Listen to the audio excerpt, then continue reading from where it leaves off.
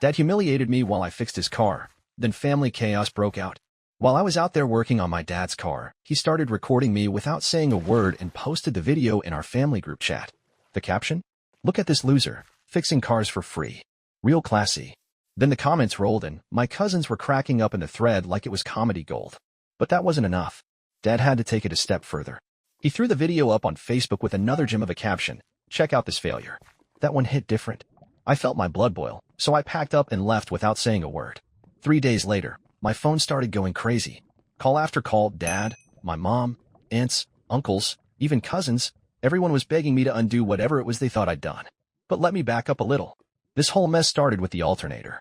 My dad's beat-up old Ford wouldn't start, and he didn't have the money to take it into a shop. Like always, he called me to fix it.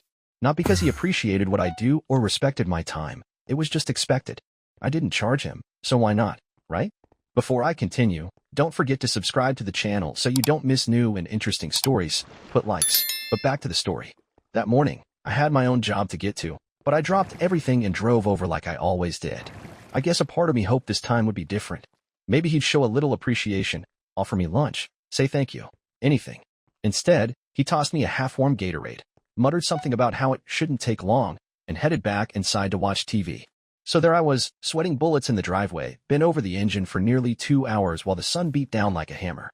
My arms were slick with grease, my back was aching, and every bolt I touched felt like it had been forged in hellfire. But I didn't complain. I was used to this kind of thing. At one point, I noticed him standing on the porch, holding up his phone. I figured maybe he was proud in his own weird way, maybe he wanted to show off what his son could do. So I gave a little nod to the camera, like an idiot. I had no idea what he was really up to until I checked my phone during a quick water break. I had a bunch of notifications from the family group chat. Usually, it's just stale memes and birthday reminders, but this time it was different.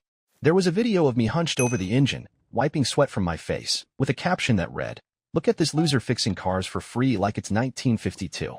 I just stared at it, trying to process what I was looking at. Then the comments started pouring in. My cousins, Logan, Mason, and Brady, were the first to pile on. "Classic Zane," one of them wrote. "Let me know when he's done. I got a toilet that needs scrubbing." Another said, "Should have gone to trade school, bro." Even my aunt chimed in, trying to be sweet in the worst possible way. "He's such a kind boy. Bless his heart." That somehow made it worse. I wasn't even mad yet, at least, not until 5 minutes later, when my coworker sent me a screenshot. That's when I found out my dad had posted the video publicly on Facebook. This time, the caption read, "Check out this loser. Free labor and still slow." It already had over 60 comments. People I hadn't heard from since high school were tagging each other and cracking jokes. Old friends. Girls I used to like. One guy wrote, "Didn't that kid cry in gym class once?" That got 19 likes. I didn't reply. Didn't say a thing. I just packed my tools into the trunk, shut the hood, and drove off without a word. No goodbye. No explanation. That night, I crashed at a buddy's place and told him I just needed some space. He didn't ask questions. By the third day, my phone was lit up like a Christmas tree, 30 missed calls, voicemails left and right. One was my mom, crying so hard I could barely make out what she was saying. Another from my dad, starting off calm but ending with him yelling. My cousins started texting again too, but now they were all buddy-buddy, trying to smooth things over. Then my uncle messaged me directly. "Zane, what did you do? Fix this." Now, I just stared at my screen. They had no clue. None of them knew what I'd done. They still saw me as the same quiet kid who never talked back. The one who sat through every family barbecue while they mocked my hobbies, asked if I still lived in my car, and joked about me playing mechanic. Like fixing up cars was just a phase I'd eventually grow out of. What they didn't understand, what none of them had a clue about, was that I'd been laying the groundwork to break free for months. Not just from the family drama, but from the watered-down version of myself they were so used to walking all over. They had no idea that working on cars had turned into something much bigger than a weekend hobby. I'd been grinding behind the scenes, flipping vehicles on the side, pocketing money little by little. I'd even registered my own LLC, got the paperwork done, and picked out a business name. Everything was lining up. 2 weeks before Dad's Ford gave out, I'd already made a deal with a small garage nearby, one where the owner was looking to retire. He needed someone with experience. I needed a shot. We finalized the transfer, and just like that, I was on track to take over a full-blown repair shop. This wasn't a dream anymore. It was real. So when I drove away from my dad's house that day, I didn't head straight to my buddy's place. I went to my soon-to-be garage. I stayed late into the night, organizing, cleaning, running ideas through my head. I called the guy who sold it to me and asked if we could fast-track the handover. He said yes, said he liked my hustle. By the time my family was done clowning on me in the group chat, all the paperwork had been signed. I had the keys in my hand. But that's not what got everyone worked up. That wasn't the moment that made them panic. No, that came 3 days after my dad's Facebook post. That's when I uploaded my own video. Same idea, except this time, it was me standing in my brand new shop. The place was spotless, tools neatly hung on the walls, and a cherry red Mustang raised on the lift behind me. I looked right into the camera. No anger in my voice, just truth. Some of you probably saw a video going around of me getting mocked for fixing a car. That car belonged to my dad. He didn't pay me. I didn't ask him to. But here's what you didn't see. While he was busy filming me and cracking jokes, I was out here building something. I took a step to the side so the camera could take in the whole shop. Every tool, every detail. The license framed on the wall. The business name. Welcome to True Carson, I said. Then I paused. And yeah, I named it after the joke. So, thanks for the branding, Dad. I gave the camera a little smile, not because I was smug, but because I knew what was coming next. Within a day, the video took off. Shares, comments, likes, it just snowballed. People I didn't even know were sending me messages. Some wanted to book repairs. Others just wanted to say they were proud of me. A few even claimed we were cousins. Mechanics from around the state started tagging me in their posts. And then the local news station reached out.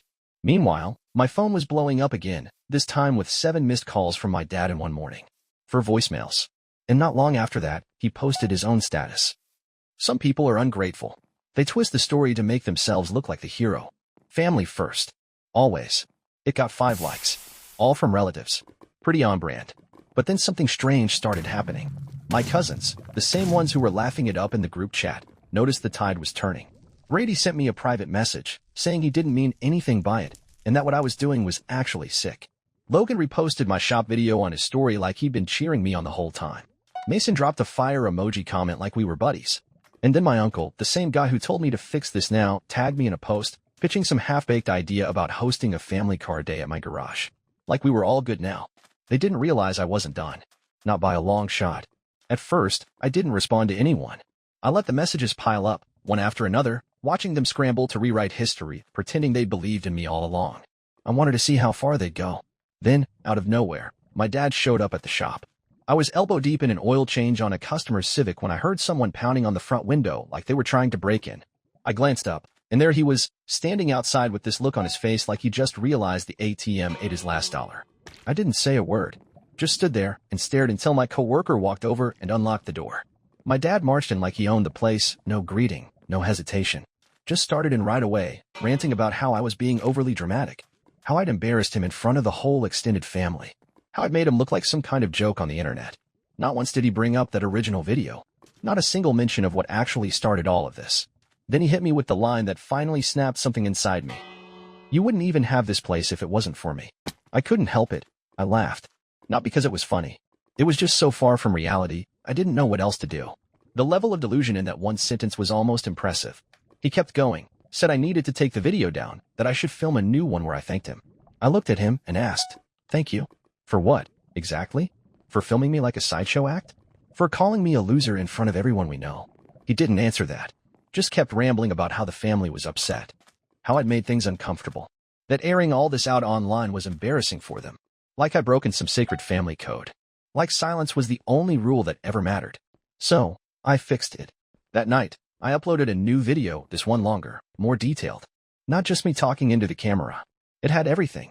Screenshots from the group chat, clips from Dad's Facebook post, voicemail snippets, even a little compilation of all the mocking comments and texts.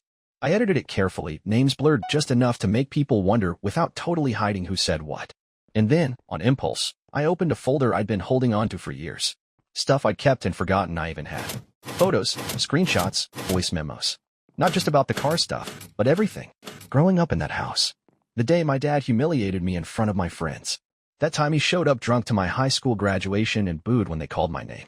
The time he told my college girlfriend I was too soft for her. I didn't cry, didn't ask for pity. I didn't spin it like some sad story. I just laid it out, piece by piece, and let people connect the dots. I let them see the pattern for themselves. And I ended the video like this. I'm not looking for sympathy. I'm not trying to get anyone canceled. I just want to tell the truth. I'm not a loser. I'm not ashamed of where I come from. But I won't let anybody, family or not, rewrite my story while I'm still in the middle of writing it. That one hit harder than the first. Way harder. The support from the local mechanic community rolled in fast, but this time, it didn't stop there. Messages came from all over the country. Auto shops, yes, but also therapists. Advocacy groups. A nonprofit for adult children of abusive homes reposted the video with a link to my business page. Then it really took off. By the next morning, I had 3 sponsorship offers sitting in my inbox. A podcast reached out and invited me to speak. One auto parts company said they'd supply my shop for an entire year. Orders started coming in for hoodies and t-shirts, stuff I didn't even have listed yet. People were wearing free labor auto, like it was a brand, like it was a statement. And my family? They lost it. The cousins who'd flipped sides started arguing in the group chat. A few defended me, tried to act like they'd always supported me. Others doubled down, called me an attention seeker, accused me of dragging the family name through the mud. One even sent me this old photo of us as kids with the caption, "You're really gonna throw all this away?" But the part that hit hardest came from my mom. She messaged me late that night, told me Dad was in the hospital, said he'd had a panic attack, a real one, not just something he faked for sympathy. For a second, I thought it was a heart attack. But then I read the last line of her message. "Are you happy now?" I must have read that line 3, maybe 4 times. Then I turned off my phone and just sat there. I didn't rush to the hospital like she probably thought I would. I didn't drop everything and go. I just let those words sit with me for a while. "Are you happy now?" It said so much, that one sentence. It wasn't just a question, it was an accusation. Like I had somehow caused his panic attack by not staying silent. Like the problem wasn't everything he'd done over the years, but my decision to stop letting it slide. Still, part of me had to know if he was really there. So, 2 days later, I drove by the hospital. Not to visit. Not to talk. I just wanted to see for myself. I parked across the street by the side entrance and waited. Didn't take long before I spotted him sitting outside in a wheelchair. Not a single 4 hooked up. No hospital gown. Nothing. Just him in his old windbreaker, looking like a man using the chair as a prop. Like he was staging one more scene. I didn't wave, didn't move, didn't even blink. Just stood there watching him until my coworker finally unlocked the door. My dad strolled in like he still had authority over something. No hello, no glance around. Just launched into a full-on speech about how I'd embarrassed him. Said I'd made him look like a clown in front of the whole extended family. Said I'd humiliated him online, like I was out to ruin his legacy. But not once did he mention the video. Not the one he posted. Not the one that started all of this. And then came the moment that cracked something loose in me.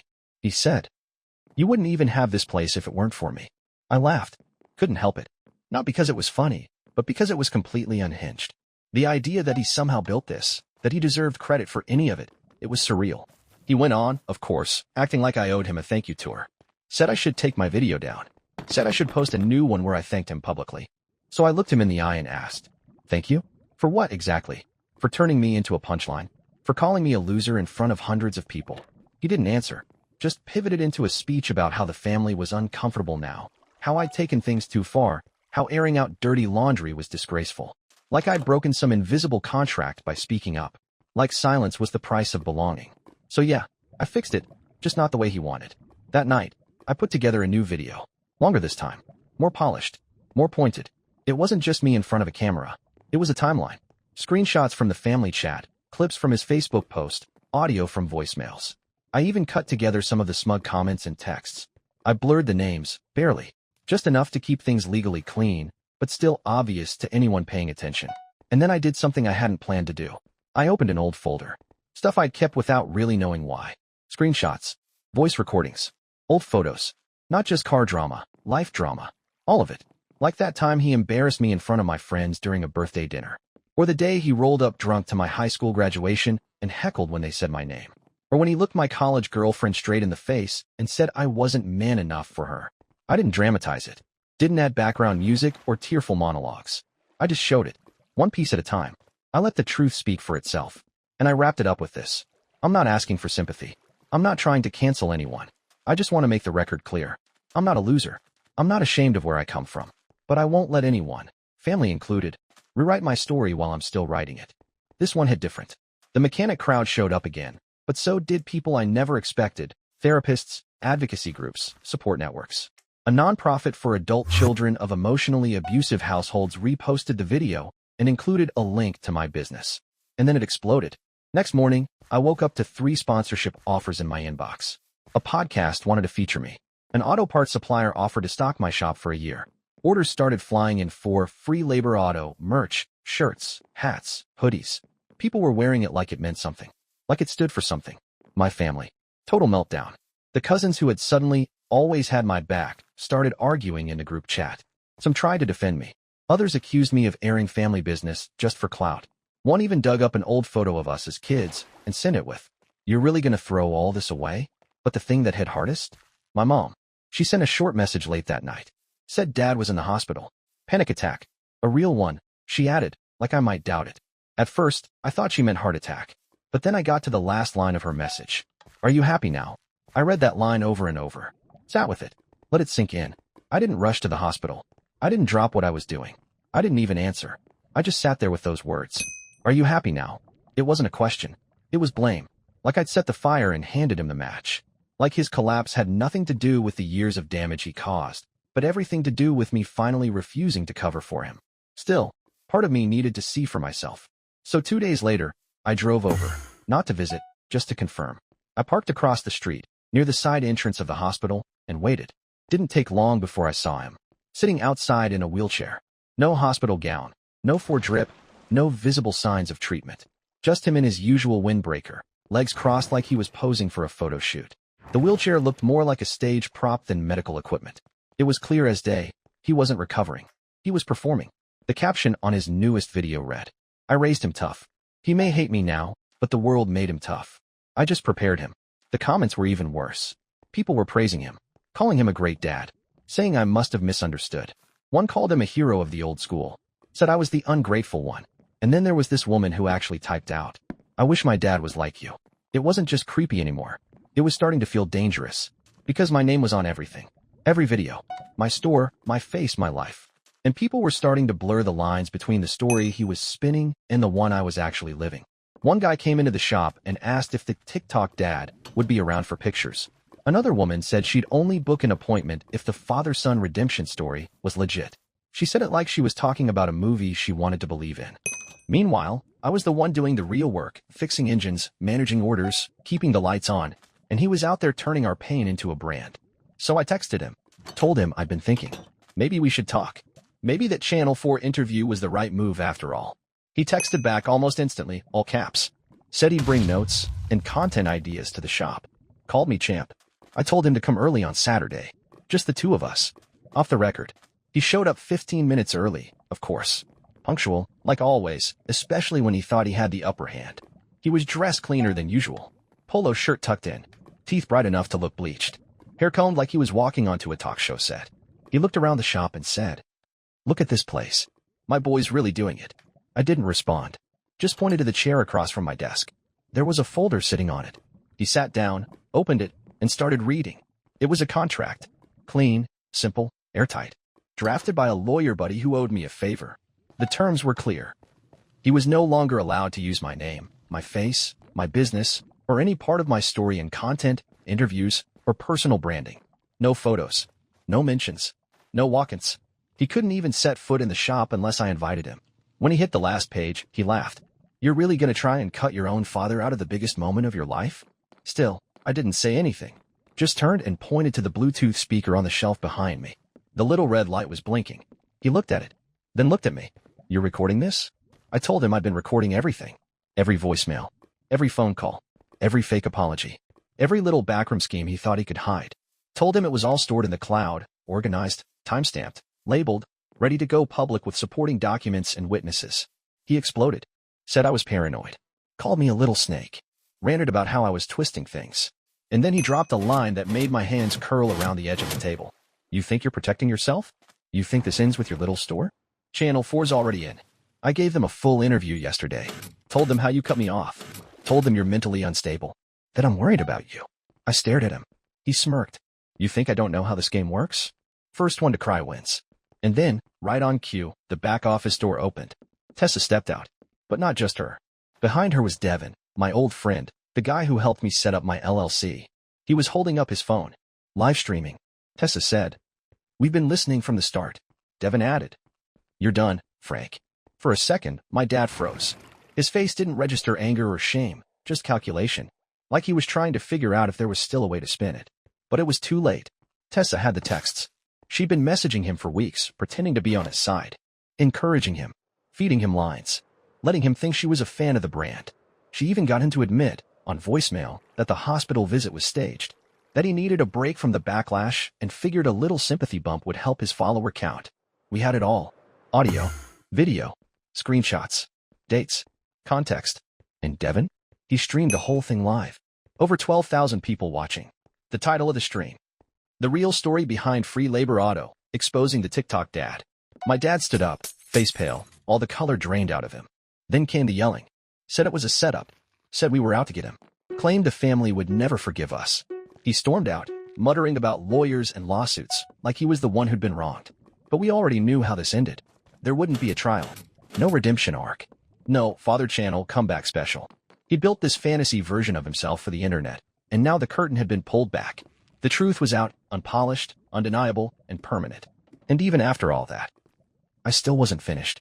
Because Channel 4 still had their piece in the works. And I still had one last phone call to make. After he left, slamming the door behind him like a kid who didn't get his way, I just stood there, quiet.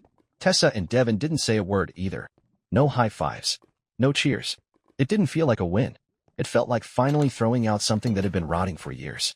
Tessa stayed behind for a while. Helped me double-check the files, make sure everything was backed up and secure. She didn't talk much about the family, just said she was done pretending the group chat hadn't been toxic long before she left it. They'll turn on you before they thank you. She wasn't wrong. By Monday, the backlash had already started. My aunt, his sister, sent a message saying I'd embarrassed the family, that I'd brought shame on the name. Said whatever I thought I'd exposed, all I'd really done was make life harder for everyone else. Then my cousin Logan chimed in. Said I'd gone too far. Funny, really. The same people who once laughed at me for turning wrenches were suddenly experts in morality, forgiveness, and media ethics. Now they were quoting scripture and Channel 4 press releases like it was gospel. Then Channel 4 actually did call. I answered, ready to shut it down, assuming they'd try to spin it like he was the victim. But the producer surprised me. She said they'd seen the live stream, watched the TikToks, and they were dropping the original segment. No father-son redemption narrative. Instead, they wanted to pivot. They were planning something different, a piece about small business owners who've had to cut ties with toxic family just to survive. They wanted to focus on me, my story, my work. No dad, no edits, no filters, just the truth. I told her I'd think about it. After I hung up, I looked at my phone, over 30 missed calls, voicemails, messages from numbers I didn't recognize, a mix of relatives, strangers, even a local pastor who said he'd prayed on it and felt reconciliation was the Christian thing to do. So I made one last move. Went to the nearest phone store, got a new SIM card, a new number, told the guy at the counter not to transfer a single contact from the old one. No backups, no restores. When I walked out, my phone was clean.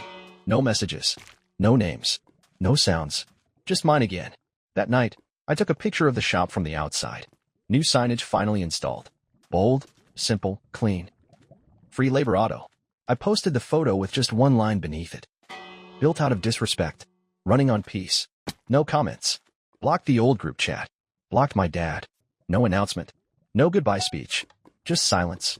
And for the first time in my life, that silence felt like mine. No more fixing what they broke. Now, it's just me and the work.